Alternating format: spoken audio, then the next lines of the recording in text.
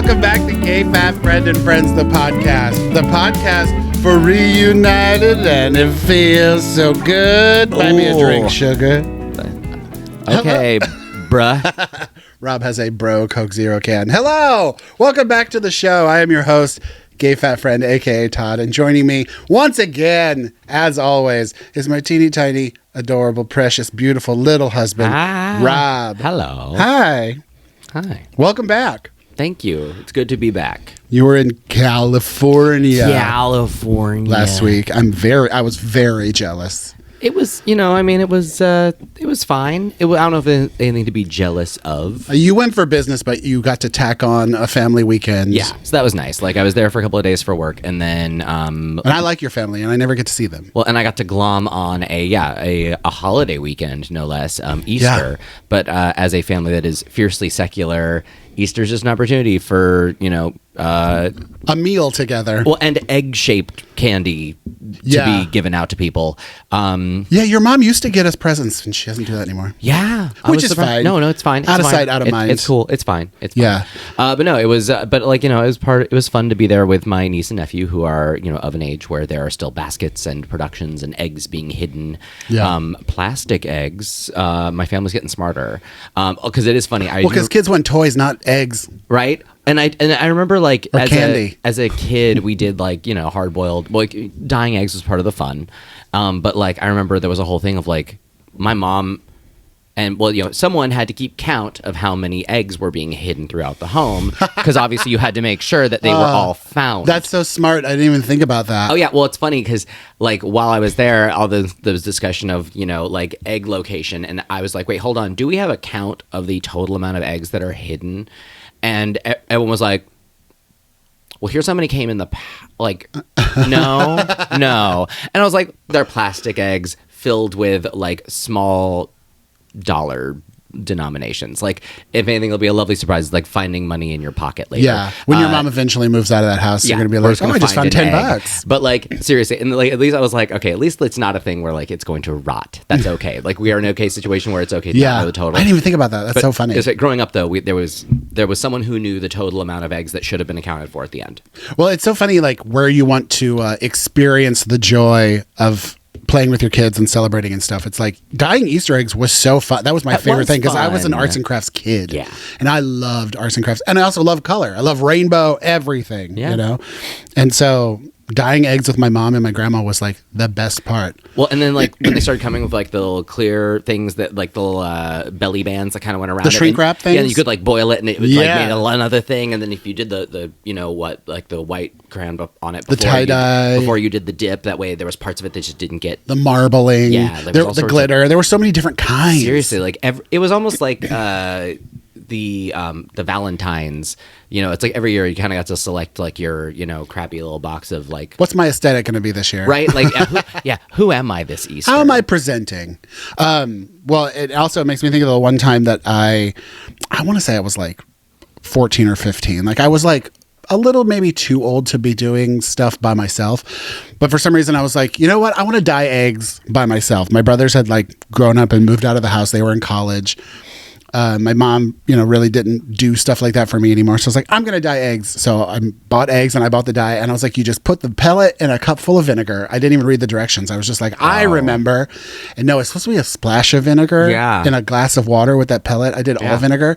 So all the eggs came out slimy, if you basically just tried to melt the shell dissolve off. The shell. Yeah.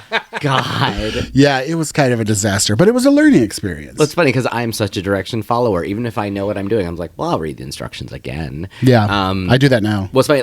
There's something oddly comforting about the Rice Krispie Treats instructions. They have not been rewritten in 1,000 decades. Years. And so, yeah, it's every time I read them, there's something very satisfying about the specific word choice and order that they have chosen, because it is just a thing that is a core memory somehow for me. I've read that box 1,000 times over breakfast. It is just a thing that is such a constant. Well, and isn't it kind of a 1-to-1-to-1? Isn't it a stick of butter, a package of marshmallows and a box of Rice Krispies? No, it's 6 cups of Rice Krispies, which is most of a box, or like, it's not a full amount of anything. Oh my God. Like, Hopefully it's like easy to measure, not like the monkey bread recipe I used to do, because my old Christmas monkey bread recipe was based on the unit of measurements the biscuits were sold in. Oh. And they changed that unit of measurement over time. And so my recipe, I was like, you got to use 2.5 cans of biscuits. I was like, oh. I want to say that like the Rice Krispie treats are not.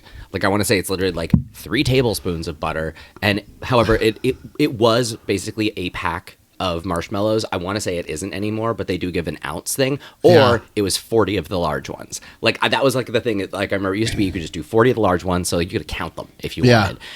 It's the age old like hot dog versus buns dilemma. Yeah, there's never. It's like what? Yeah. Can't it just all match up? Can't we just make it all cuppa? Yeah. It would be so much easier. Tap. But anyway. Well, and back to Easter with your family, it's so funny because your mom is a great hostess. Your mom is a great party planner. Your mom loves to entertain. She does. She's very good she has all the accoutrements. But one thing that's so funny is she does love to ask people's opinions about the menus and stuff, and then never listen to the answers. And she actually listened this year. Yeah. Well, and it's funny because like it's a thing where my family's never really been a fan of the typical Easter fare. Like, we don't really get excited over a ham. Like, it's just not a thing. Which I'm like, what do you serve? Is it like ham and mac and cheese or ham and potatoes? Like, I don't even know what it's supposed to be. What is a traditional ham Easter dinner supposed to be? Right? What are the sides? But yeah, so I don't know. But yeah, I love your mom. She was like, "Oh, you'll be here for Easter. I'm going to go to Honey Baked Ham and get a big ham." And Rob's like, "I don't eat ham." Her best friend was in town as well, and that best friend actually does a lot more traditional kind of holiday stuff, and like we don't mind playing along, and so I think mom's just hoping for me to be kind of excited. She's like, "We're gonna get a ham." Like, but even Debbie was like, "I don't really care about ham." It's like in the end, I think we all kind of like looked around at each other and we're like, "Hold on, who is this for? No one? Yeah. Why are we doing this? No one's asking for ham, Mom." Well, and it's funny because like I actually like joked with my mom, and like as an adult, I guess I can do this. Where I was like, "Hey, I just want to point out how funny it is that like Easter is that one day a year where we suddenly act different for some reason. We wear pastels, we eat ham. Like, it used to be the one day a year we went to church, but like we got nothing from it. Like, there was nothing spiritual for this day. Especially when you live in a Southern California desert where weather doesn't really change. The whole point of it is to be like, oh, the snow is over, the sun is out, the flowers are blooming. That's why we do all this color stuff. And I just remember it was like the one day a year where all of a sudden I would stuff myself into khakis that like didn't fit me anymore and just was like generally pissed off all day because I was wearing ill-fitted clothes. Oh my God, I just realized I don't think I've ever, and I'm being serious, I don't think I've ever seen you in khaki-colored khaki pants. Ever. Not a single time. I don't like them. Well, you don't even own a pair. Well, it's because no matter what, like there's something weird about the fit, either that sort of pleated, pillowy shit at your hips. Yeah. Or like, I don't know, just like I feel like a pair of Dockers has never really been like my thing. Yeah. I can't even picture you in them. I'm more inclined to wear Dickies than I am to wear Dockers. But also, like, all of your dress pants are either like gray, wool, or black. I love a gray. Yeah. And I love a wool. Like, I like a that kind of falls. Yeah. But yeah, I've never even seen you. Oh, wait, no, you do have a khaki hoodie, the Rip and Tear, or the Rip and Dip stoner hoodie. Well, like, is khaki colored. I love a khaki colored thing, but yeah, I don't like a khaki structure pant, for lack of a better word, I guess. Well, you're little and you're so close to the ground, people might confuse you with dirt. Yeah. So it makes sense. But anyway, it's good to see the family, but like it's being in a situation with a lot more control of just like with us and Ruby. I'm not used to the chaos. We didn't finish the menu discussion. Oh, sorry. Back to the menu. Sorry. So anyway, Rob's mom finally was like, wait a minute. Nobody wants ham. Did you do chicken parm or just Italian? We just did Italian stuff. Like pasta with like homemade red sauce with meatballs. Sausage and peppers. Yeah, sausage. Yeah, which is I love Debbie's sauce. She makes an amazing homemade sauce. So I was jealous that you got to see everybody and you got to have. And she made a cheesecake. Like she was going for like. Oh yeah, like a homemade baked in the oven cheesecake. Yeah, like she was, which is not even like a whipped cream Jello which cheesecake. Turned out well, but it definitely a cake that is a delicate bake is hard to do in a house with grandkids running around. Yeah, with screaming and jumping, running around grandkids. Which I will take the segue now into just like, oh man. I'm not used to the chaos of that. Like, I was the baby of the family until I was 21. Like, I did not have any children growing up around me at all. So I'm not used to the noise of kids. I'm not used to the chaos of kids. And it's funny because we all like, everyone kind of creates their own chaos in my family, and we all have our different coping mechanisms. And like, for example, my sister's is to add to it and get louder and like laugh at it as a way of coping with whatever's happening. Which is what your mom does. And I, meanwhile, start to cower and shrivel away. And then when they notice that, they all kind of converge on me as a both, are you okay? / older sibling. Oh, he's not okay. Nah, nah, nah, nah, nah. And so like by the time it was done, I was like, oh, so a little bit of a roller coaster where I literally had to remove myself several times. But it's just like, I'm not used to that level of stimulus all the time. Noise and literal poking and tickling. Yeah. Well, and like, it's fun to torture you because you're little and you get so upset about it, but you get so mad that sometimes I'm afraid you're going to go to jail. Well, it's like, if people would actually listen to me when I establish my boundaries, we wouldn't have any problems. But everyone loves to challenge me for some reason. Because it's fun. Yeah. See, like that's the kind of shit that's going to get you stabbed. When you poke a little man and he gets upset, that's like one of the biggest joys of life. Okay. And seriously, anyone who is listening to this right now, you need to be listening to me, please, not him. Well, also, I love you. And you're the type to like, you will burn a house down and ruin every single relationship over someone annoying you instead of just taking it, grin and bear it. You don't own grin and bear it. Sorry, anybody. Life for me is like a game of Risk. I don't necessarily have to win, but if I've decided that you're not going to win, I'm taking you down with me. Yeah. I don't care I don't care if I win as long as you don't. Yeah. It's all concentrated. So in this little have form. a nice day. And yeah, of course, your older sister is going to be like, "Oh, is he uncomfortable? I'm going to make him more uncomfortable and laugh at him." Yeah. And then your stepbrother joined in. Yeah, it just became a little too much, which was fine. Everybody kind of understood as soon as I removed myself how much I was not kidding. Yeah. But it's hard for me because I grew up in a pile-on family. I mean, I have 2 older brothers. I have a dad who's a jokester, and yeah, that's what you do. And when something is happening to someone, you pile on and make it funnier, and everybody laughs and points. So it's hard for me to hold myself back from doing it to you sometimes. Well, and I grew up in a situation where nobody held back either, and I think it always just annoyed me. But as an adult, I've realized I have power to remove myself from things and not deal with them if I don't have to, because why would I do that to myself? Yeah. And that includes family situations now. So and, yeah, while you do make it weird, it could be worse. I try not to make it weird. It's like also it's funny, even like during the work trip, there was a dinner I was supposed to go to on one of the nights, and I realized long before the dinner was scheduled, after work was done though, I am not a fun hang right now, and I'm not going to be a fun hang. Yeah. So I'm not going to go to dinner because I can recognize I'm not going to add to this in any positive way. Well, I was going to say, the cost analysis is definitely better. Yeah. Like, so it's better I don't go. Yeah, I would rather remove myself and just get some sleep and kind of just have some time than potentially bring a group down to my level. Oh, that sounds terrible. Or embarrass yourself. Right? Oh, last thing I want to do is just like, bring a room down or like get a reputation as just like the wet blanket, which I already know I am. So let me just get out of here now. I was going to say, we realized that a long time ago too. My whole family lives in Missouri, and I have to go to Missouri once a year to see my family, but also I get to see my best friend and we always have a good time. But we realized long ago that you just don't have a place in Missouri, and so you stay here and you just don't go. It is true. But it's also easier for life. Like, you stay and take care of Ruby, and you take care of the house. And I mean, while I was in California, everyone was like, "Where's Todd?" And I was like, "Someone has to make sure our dog stays alive." I was like, he sends his best. He wishes he was here. Yeah. He'll be down eventually anyway, because like we take turns and stuff. But like, yes. He sends his best, wishes he could be here. Yeah. I'm here for 2 days. Yeah. It's not worth him traveling for that. Well, and when it comes to Missouri, everybody's like, "Oh, Rob's never coming here again." And it's just known, but it makes it easier. Also, you get to travel during the week while I'm working, and it's fine. It's, it makes sense for everybody. Well, and it's what I was going to say is I can eat whatever food I want because I don't have to worry about like grossing you out. But also, now that I'm on this medication, I don't think about food the way I used to.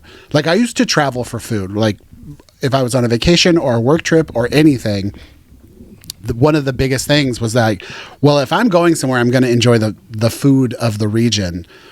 And it was an exciting, kind of bonus traveling point. But now that I don't think about food, and it's not like I'm like anti-food, I just don't care about it anymore, the way I used to. Well, it's like, because there's one food item in St. Louis that I will always get excited about, and that is, Emo's Pizza. Like, Emo's that's Pizza. the one. I mean, Toasted ravioli. Just once. Yeah. Like, hides the shoulders. Yeah. But like, I would have to do that at least once. Well, and same. I mean, I'm going for 10 days. Normally, I would probably eat there 3 or 4 times. And now I'm like, I mean, I'll probably get it once. But it's going to be so weird traveling without food as a priority. Because, like, I don't even care about In-N-Out. But if I go to LA, like, I might get it once just to be like, well, I'm in LA, I'll get In-N-Out. Even though I don't care about that burger at all. It's like, because we were talking about this, I don't think I've been at In-N-Out Burger in like 15 years. Like, I don't think we've been there together, or like maybe once, maybe. Yeah. But, like, I literally I don't know if we've ever been there together. I can't think the last time I've been there. I think we had it at like a work event or something. Maybe. But like, meanwhile, though, when I was in... Are you okay? Yeah, I'm sorry. I was just burping and then collecting myself. Meanwhile, when I was in Southern California this last weekend, I was there for I got into town Friday night and I left Monday morning. I ate at Carl's Jr. 3 times. But Which we have here. It's only 45 minutes away. yeah. But like, meanwhile, this Carl's Jr. is like, a 5-minute drive. Yeah. Like, it's real close. So like, And they're efficient. yeah, and like, they've never gotten my order wrong. It's one of those things of just like, oh, it's so good. So I make a point to just go there because it's one of my favorite fast food chain burgers, and I can't get it here without driving 90 minutes total at least. Yeah, round trip. And so yeah, it's one of those where I'm like, okay, I will go do that. Like that. I'm not a big It's. I was in LA. There was a lot of places I could have gone that I would have loved to have eaten at. But well, I'm going to be in LA for 3 weeks this summer, and I'm like, what am I going to do? I mean, it's not like I'm like totally against food now. I was like, I don't think you've gone totally food numb. I still like food, and I occasionally, like last night, all of a sudden I was like, I want a club sandwich for dinner. I usually have cereal for dinner, but I was like, I'm going to have a club sandwich. But I don't really want bread at all. So I was like, we have tortillas. I'll make a club wrap. So we went to the store and I got like lettuce and tomato and stuff. And I had a turkey club wrap and it was delicious. It looked good. But also, I could have also just had a bowl of cereal. Like I don't get like food mad anymore. Like, when you like, I desperately want spaghetti and meatballs and you can't get it at all and nothing else sounds good and you kind of get angry and mad. I don't have that feeling anymore. I'm like, I really wanted that club wrap, but if they didn't have the ingredients, I'll just have cereal. I don't care. Well, it's like, meanwhile, that's where I've hit now on a dessert front. There is a special desserty treat, which have I talked about it here before? Because like, I feel fish like cream? No, I don't think you have. Like, seriously, it is the weirdest thing. They're called like Salmon Co. They are. But is it SAL? It's just MON? SAMONCO, Yeah. I think, or something like that. It's not. It's not salmon the fish. It's no, like, yeah. but it's pronounced similarly. Samanco. It is like Samanco. But yeah, it's basically a ice cream cone that has been flattened kind of like a sandwich, so it looks like a fish, and it's fully encompassing like a mattress of ice cream with a little layer of basically chocolate syrup on it, but because it's frozen it becomes kind of fudgy. Yeah. And it's delicious, and they have like a red bean paste version and a green matcha version, and they also have a strawberry version, but I love the vanilla and chocolate, and like our local fancy grocery store has them occasionally. The Met Market. Yes, and I am like, it is a banner day when I can get my ice cream fish. And I like to call them fish creams. Yeah. And yeah, they never have the chocolate one. No. They have all of the other flavors at all times. Yeah. And, Rob does not like to stray No. once he finds one thing, that's the thing he likes. Yeah. Which I should have just bought some ice cream cones last time I went, because like now I'm like, it's literally just the want wafer cone ice cream flavor. cone. Yeah. It's just the wafer ice cream cone pressed into a hollow fish shape. Yeah. But it was delicious, and the ice cream's not too sweet. Right, and also because they're frozen, like the cones, they got like cone flavor, but not cone flaky crunch. They're not crunchy. Yeah, they're a little chewy. I had one because I was like, well, I got to try this out. And I had one, and it was almost like marshmallow chewy. Like it like turns into this like chewy experience, which I liked. It's definitely a strange transformation of the cone texture. But yeah, it was fascinating, and I love them. And I've never seen them anywhere else. Never. Same. And so every time we go, we have to check. But it's like they're like the Labubus of ice cream. It's so hard to find. Speaking of Labubus, I got a Labubu, sort of. It hasn't come yet. I ordered one from the website because I got one, but it hasn't arrived yet. It's coming straight from China. But I am on board with the Labubu train. And it's funny because I got one I don't even want. So once it gets here, I know, you're shaking your head. Once it gets here, I'll see what it's like in real life. But if I don't like it, I think it'll be easy to sell. Because I wanted the little green one. That's the only one I really want, or blue. Well, it is so funny because we often talk about how like we get in these sort of kicks where all of a sudden I'm getting rid of stuff, but you're buying things. Yeah. And like we both, I don't think either of us can give each other shit because we both recognize when we're buying stuff that we're the problem. But like we're both, quietly in admiration of the other who suddenly has developed the ability to purge. And but it's so funny because like he's been harping on me like the queen of the harpies that he is about my old Kid Robot Dunnies that I do need to get rid of. Which I looked up on eBay. They're still valuable. Some like, of people them are collecting them. Some of them are also just not. But I should do a TikTok about them. But but anywho, so like we still have those, and all of a sudden I'm like, I'm ready to start getting rid of Dunnies, and he's like, well, there are these Labubus that I need now, and I'm like, oh, cool, okay, so like as soon as I start getting rid of vinyl figures, you're just gonna spill that slot immediately. I fully admit it sounds cheesy, and I am not going to collect them. I just want one of a certain color, but like once I get it, I'm done. I'm being serious. I don't have the collection need like I do with Lego. Like I want all the Lego that I want, but I only want one Labubu. So we shall see. But I'm on board the Labubu train. If you don't know what they are, they're from a Chinese store called Pop Mart, and they're just these little fuzzy vinyl figures, and they're so cute. They're like keychains. They are kind of cute, and they're like really big on TikTok, and they're so hard to get, and they drop them every, I think, like Thursday night, and you have to be on the website, and you have to play a game to get them. So they gamified buying them. I think that's another reason I'm like, I want to win. I will win. So yeah, we shall see, but I did get a Labubu, and I'm very excited. Well, and like I live down the street from the Kid Robot store that was on Melrose. Melrose, yeah. Like when it opened, and I lived there for years, and so I threw lots of money at Dunnies in like that would have been the early aughts, basically.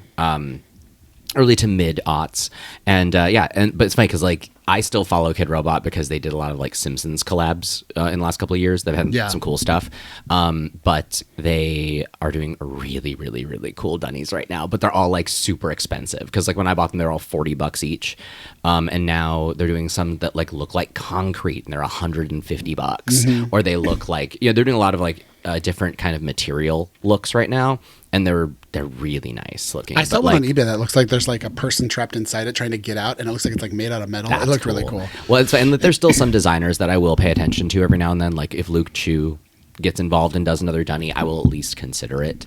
But like that's more of the artist than it is the form. Yeah. At this point.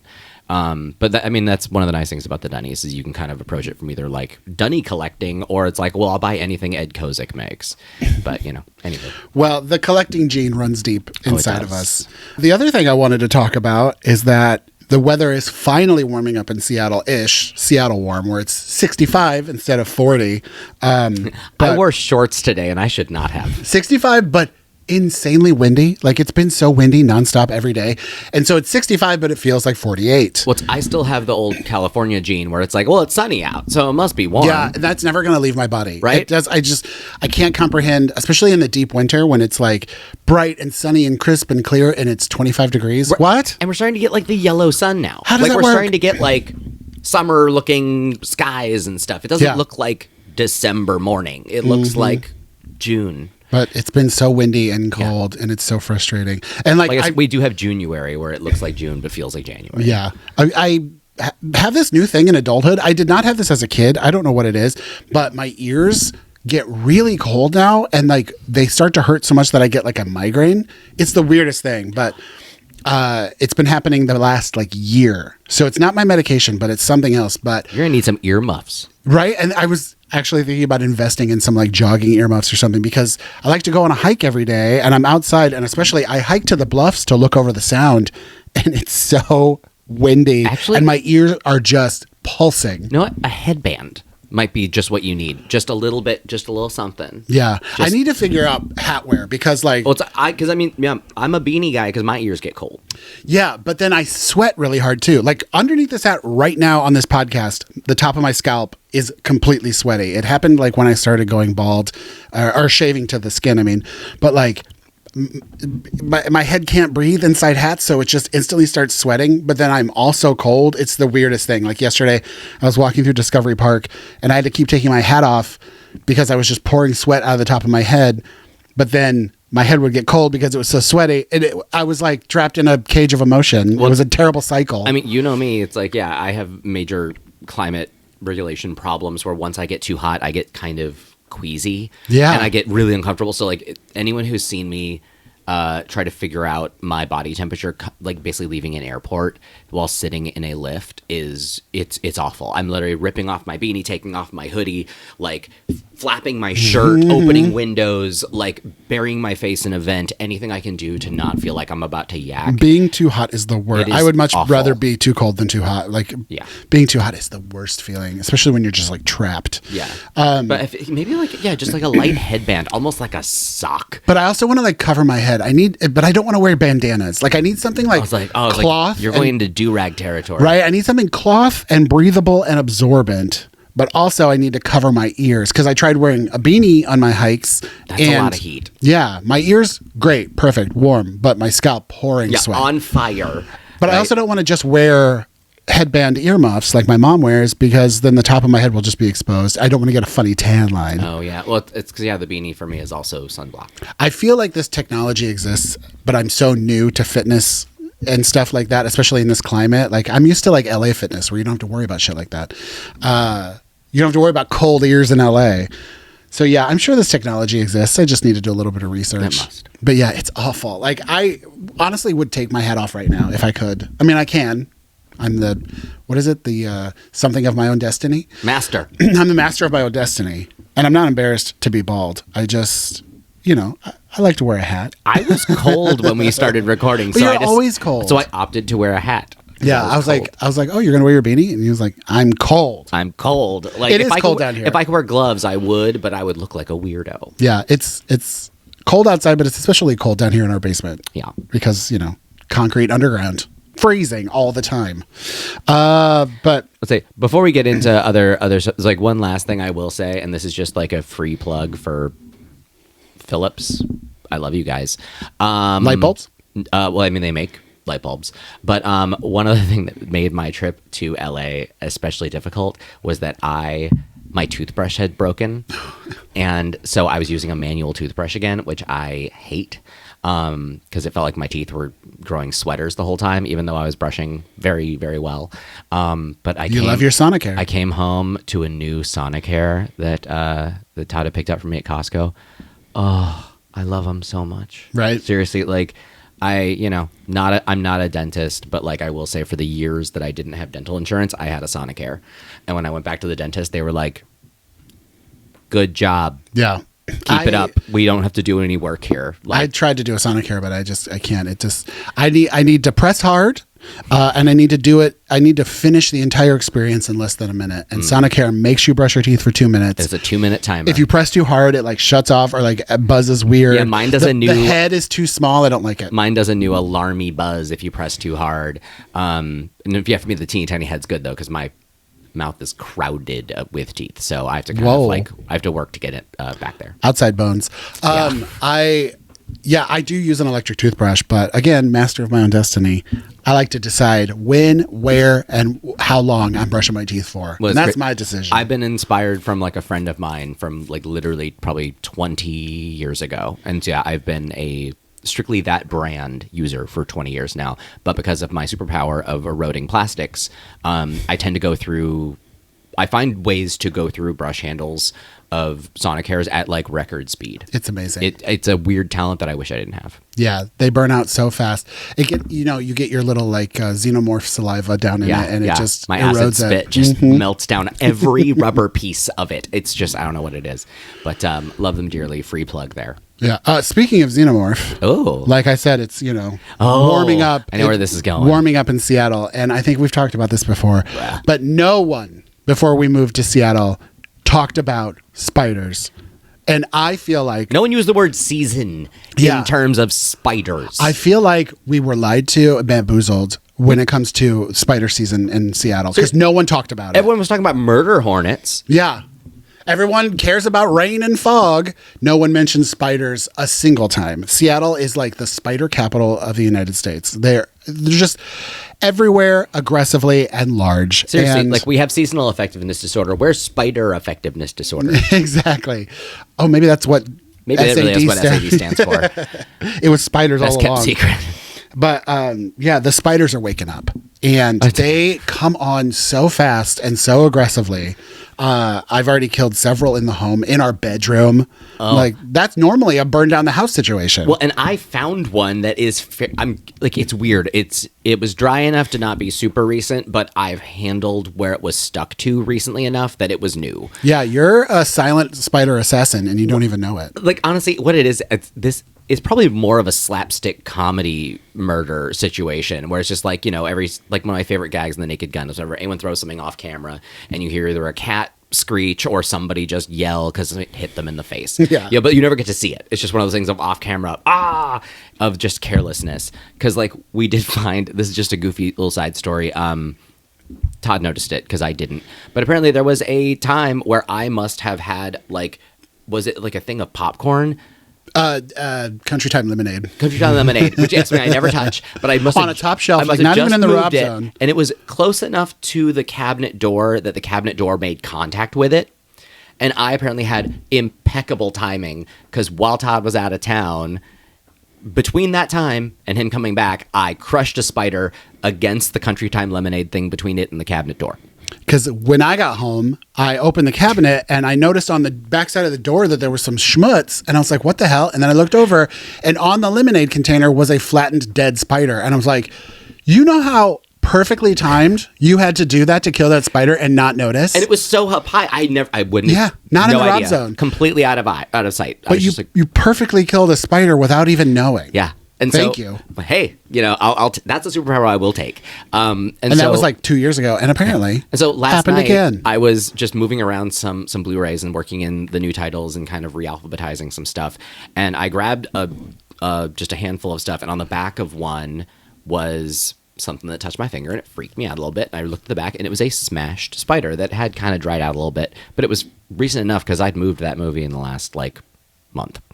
And so I was like, but it's funny because seriously, like that means a spider was between two movies and I put another movie in that rack or moved them enough to crush it without knowing it was there.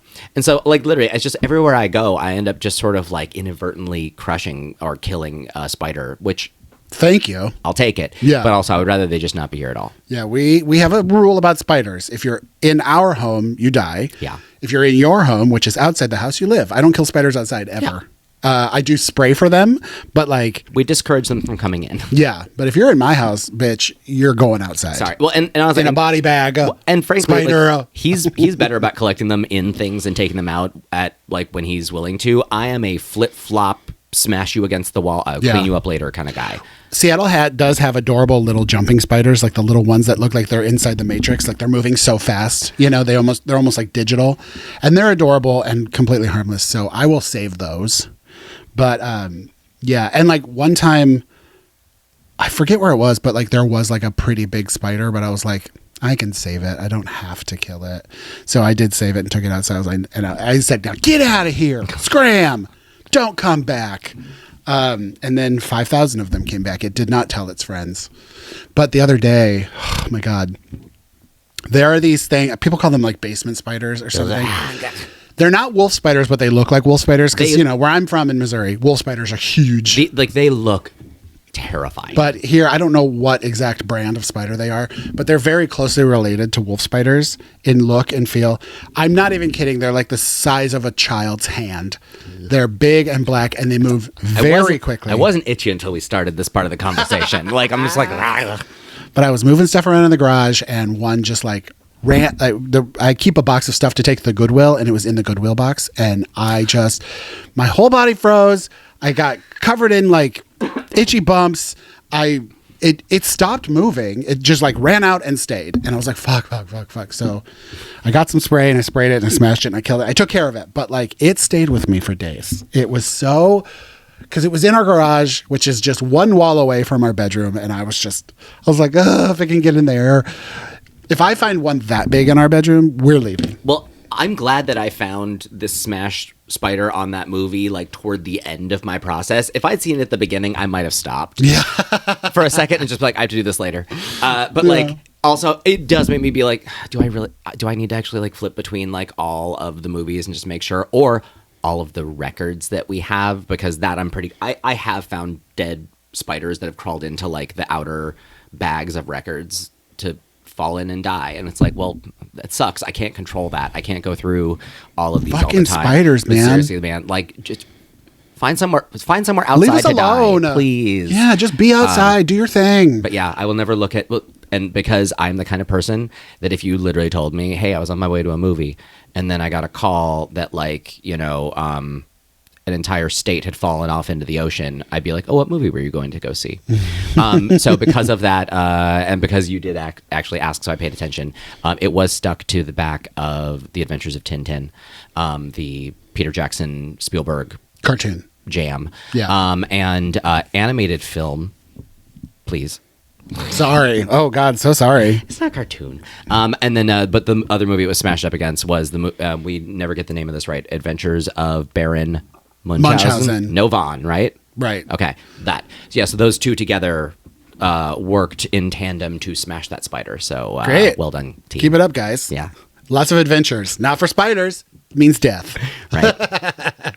Well, and the thing too is like the spiders are so stupid. It's like sometimes I'll walk through our basement where there are no bugs. There's never any kind of flying insect at all. But I'll walk through a web and I'm like, what did you think you were going to catch here, sir? You need to build You're going to your catch webs. these hands. Right? You're going to catch the bottom of this flip-flop. Right. You need to build these webs outside by the light so you can catch some moths. Stop building them in our basement where you're going to catch death. Dumb spiders. Right. There's probably all around us right now. Well, I mean, like that study or that statistic saying you like swallow X amount of spiders while you sleep. I do think it's a disproportionate amount of them up here. Like we're doing the heavy lifting in that Right. worldwide average. We're killing the curve. Yeah, like we're helping. But yeah, goddamn spiders are awake. So it's just like, well, the warm weather's coming, but you're going to pay for it. Thanks, Seattle. I'm gonna start tucking my pants into my socks like we have ticks Seriously, or something. I'm just going to get a beekeeper suit. Ooh. And like live in it. I'm going to be a never nude, but to the extreme. Speaking of that, I think it's time to move on to our final segment, which is what's your order? What's your order? Not to interrupt before you explain the process. Did you put last week's back in for me, or No. did you want to ask me later, or? Well, you kind of already talked about it, and we've already talked about it. Well, we didn't talked put it about back we in. talked about my unfortunate superpower I do have, not the one I would elect to have. Oh, yeah. So last week's question when I was by myself. So to explain the box, it used to be fast food restaurants, and we would pull one out and say what our order is, but we went through those years ago.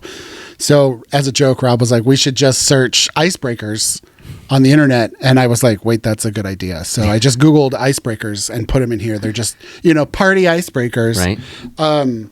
And last week when I was by myself, I picked what would your superpower be?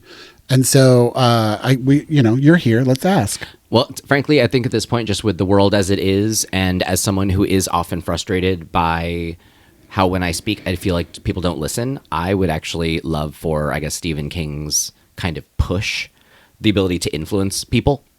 Oh, like from Firestarter, basically. Or like, from The Shining, isn't it? Yeah, it's actually something the push is a form of shine, I think. Yeah. It's almost like telekinesis. Yeah, but like, one example in Firestarter is like when I think her dad's trying to buy something with less money than he has, and so he pushes like a $1 bill but makes the guy think it's 100. Yeah. And so it's one of those things of just like, it'd be nice to be able to do influence and make people actually understand you or listen. I don't know. That just feels a little dystopian So to be like, I wish I could control people's minds, but more like I wish people could understand. But you would mainly use it to have people stop tickling you. Probably. But the other one also it's like back up, and this is a good one though. I never thought about this, but literally, I think one of my bosses like fun facts is like her superpower would be that she'd be a babblefish, like something that could speak any language. And that That would would be actually fun. be incredible. Like if all of a sudden I could speak every form of sign language, but also every verbal language. Like how cool would it be to just have no communication barriers? That would be fun. Right? That would just be like at the I didn't even think about that as Right. a superpower. That's To be superpower. able to understand every single language and speak it, Right. that'd be so cool. That's something that no one ever really talks about as a superpower, and it's a very practical one, and it's very cool. Yeah, that's neat. Yeah. Anyway, sorry. That was the main reason why I wanted to chime in because I was like, I have a really good answer. I wish I could take credit for it, but it's a good one. Yeah, instead of ESL, you're ASL, but that's already sign language. A for all. Yeah. All second languages. All right. All right. Well, let's see what today's icebreaker is. You can choose it since you weren't here last week. Oh. What do we get? What 3 things would you do if you were invisible? Oh my God, that was my superpower last week. Well, hey. Well, I already said that I would, break into banks and vaults and stuff to steal money and give it to poor people. The other one, I would use it to like fuck with people. Like I would somehow try to get into like the White House or Marjorie Taylor Greene's house and just like move their shit around, fuck with them as much as I possibly could, make them think their house was haunted, just make them go crazy with my invisibility. Yeah. The third thing, like, I don't remember what I said, if I said a specific third thing, but a third thing I would do, maybe just like sit in rooms where people are talking about secrets and try to get secrets. I don't know. It's hard to use invisibility for good, like True. You're really using it nefariously against someone, even if it's a bad person or an enemy. You're not really using invisibility to like make the world a better place, really. Well, and as somebody who is present but often feels invisible at times, like literally just people don't see you and kind of step on you. Mm-hmm. I actually see invisibility as actually quite a bit of a double-edged sword, in just that like part of invisibility is that you have to actually be somebody where people aren't, because they don't know you're there. Yeah, they would run into walk you. into you. They would run into you. And so, yeah, you're going to often feel like a creep, like kind of perched or like kind of out of the way in a weird place. Yeah. For your safety, honestly.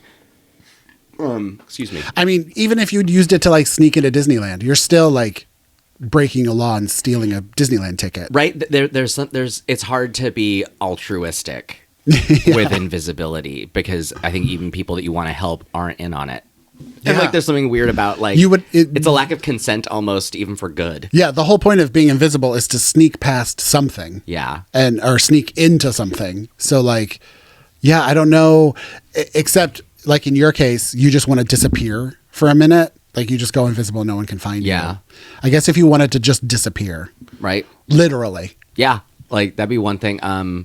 It's funny because when you're actually thinking of like secrets, the one thing I was thinking of that feels like a semi-harmless, still not somewhere I should be, but like one of those things, I would love to be able to just sort of free roam through like the Warner Brothers vault and sort of see like alternate stuff and like stuff that got cut. Just like I would, not the stuff that like DVD deleted scenes, but like I would love to see like the alternate cut of like Death Becomes Her. That'd be Universal, of course, but like Yeah. I would love to be able to sort So of you'd have to break into somewhere. invisibility my way into that vault and like poke around without anybody being bothered. Yeah. And it'd just be knowledge for me, and then I would be done. But like, frankly though, that's still wrong. I shouldn't be there. Well, and it's funny because I was like, I would use it to break into or sneak into every Broadway show and just see every Broadway show for free. But then like I would either have to stand in a corner for the whole show. That's not comfortable.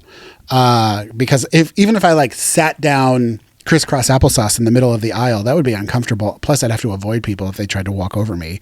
Right. I can't sit in a seat because people would notice the butt part down and notice my impression in the seat. Like I could sneak into Broadway shows, but I have to sit somewhere where no one would ever notice. Well, okay. And it's still stealing a ticket. Right? Well, I think I actually figured out what I would do. And at least it would still be somewhat reliant on me, but it would still be kind of gross. Just because invisibility does kind of have an inherent slime factor. At least historically throughout my life, I've had really, really, really good opportunities present themselves at me. I've been in the right place at the right time a lot of times. But I've always navigated that situation and didn't blow it. That's the thing. It's like I've been in these situations, and if I was a weirdo, it would have been over. And so like there's a lot of times where at least like, just because I had this great opportunity and I was there, I still had to at least earn my place to come back. or to stay. And so it might be a situation where I might invisibility my way into a situation where I get to meet somebody that I've always wanted to meet, like a celebrity or somebody I look up to, like an artist or something. And at least if I could turn the invisibility off, and then somehow at least like I've already kind of gotten past that gateway, there's an opportunity to sort of introduce myself in a way that makes sense. You mean like get past secretary or like just sort of like it's front desk people? It's sort of that foot in the door. I don't know if it's like backstage at a show or what it is, but it's one of those situations of just like it'd be interesting because like I feel like often when I've met people on the other side of the situation of like we're both on the same side of a production. Oh, I see. We get on like a house on fire. So yeah, get through barriers. Yeah, so it's one of those things of just like if you can just kind of get through that it's almost like the Nepo baby way of like just if you can get past that first barrier, you have to prove your place to stay. Yeah, sneak into parties and mixers. But it is a thing though of like just if once you can kind of like just kind of get past that first step, then it's all on you. And if you blow it, you tried, you don't belong here. Yeah. Or like you shouldn't be there. But like it is a thing where maybe you can kind of find new opportunities that you didn't know you had. Yeah. Well, and obviously the one that we're totally missing is, maybe sneaking in to, say, the California Chiefs locker room after a big game. Well, and maybe. But it is funny because honestly, that is a situation where like if you were a reporter, it'd be fine. Like they think nothing of that. Yeah. So it is one of those where it's like, it is at least a situation where like just as another man going in there, I don't think they would probably be that bothered. Yeah, right. I would want to stare directly at them nude. Well, yeah, I would definitely need sunglasses. Yeah. Or be invisible. I love that TikTok trend of wearing sunglasses. No one will be able to tell where I'm looking, and then it's just like them. Yeah, or like them like literally straight kneeling. at someone's crotch. Yeah, so their head is at crotch level already. Which, not in a pervy way. I wouldn't like go into their home and watch them shower naked. But if they're in a group setting in a locker room, I mean, hey, it's fair game, right? We've all seen any given Sunday, and just imagined the possibilities. Yeah, look, it just goes back to I just want to see every person naked ever, and then done. I don't need to go past that. Yeah. Well, man, I only need to see men naked. I don't ever need to see women naked because that's your privacy, ladies. That's for you. No one else needs to see business. that. Yeah. But all right, well, now that we've decided that being invisible is pretty much a net negative on the world. Like honestly, you can't really be a good person and be invisible. Like really, even if you're doing good with it, you're still breaking a law or like being ethically right wishy-washy. I feel like even if you're helping people, it's kind of against their will. There's something odd about like the meaning well, but like you're taking them along for the ride as a hostage almost. Yeah. Let us know if somebody out there can figure out a completely altruistic like a good form of being invisible. What is that breakdown of like chaotic neutral, chaotic good? What's the corner that's like good all good, right? No negatives, all good. If you can figure out a use for invisibility, let us know. Because I can't think of one right now. Right. I think that's our show. Do you have any homework for people this week? I mean, I think my homework for you this week is just go buy that Lego set that you wanted, mainly because trade is breaking down. And who knows how long we're going to have Legos available to us in the States. That is true. The ports are empty, gang. No ships are coming in. We're not getting any more trade. So go buy that Lego set you've been meaning to buy because it's sitting on the shelf right now, but it might not be in June. And, not homework, which is a helpful hint. If you were not able to get a Switch 2 pre-order, I believe Costco is going to be selling them starting on June 5th. They're not taking pre-orders. Store? They're not taking pre-orders. I bet you'll be online and in store probably. So they're just going to sell them. Yeah, and what they're doing, their bundle is, I believe, the console plus a year of the Nintendo Online plus expansion pack. Oh, that's cool. So no additional hardware, but just a heads up because I'm at least seeing a ton of posts about it online. And after the whole Switch 2 pre-order debacle, fever, I'm just putting out there for anybody that I can help just because I'm done searching. I'm done. But at least the information is going somewhere good, hopefully. Yeah. So hopefully if you want to Switch 2, you can get one this summer. Yeah. And that's our show. Thank you guys so much for watching and listening. Don't forget, Wednesdays we're on Apple Music or Apple Podcasts, Spotify Podcasts, and YouTube. Sundays we're on TikTok. Thank you so much for watching, subscribing, liking, sharing, talking to us.